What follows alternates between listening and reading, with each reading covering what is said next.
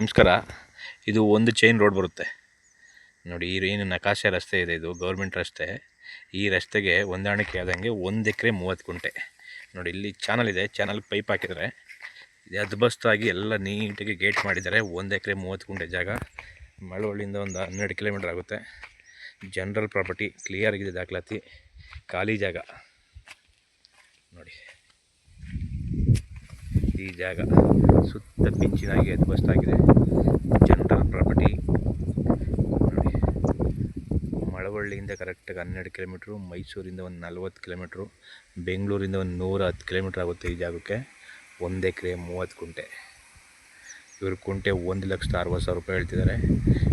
Slightly negotiable ಆಗುತ್ತೆ. ಊರು ಪಕ್ಕ ಜಮೀನು, ಊರಿಂದ ಒಂದು 500 ಮೀಟ್ರ್ ಆಗುತ್ತೆ. ಚೆನ್ನಾಗಿದೆ.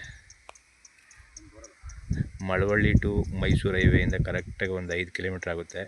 ಈ ಲ್ಯಾಂಡಲ್ಲಿ ಒಂದು ಬೋರ್ ಇದೆ, ಒಳ್ಳೆ ನೀರು ಬೆಲ್ಟು.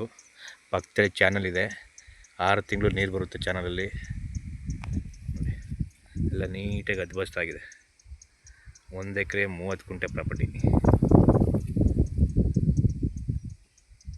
ಡೆವಲಪ್ ಮಾಡ್ಕೋಬೇಕು.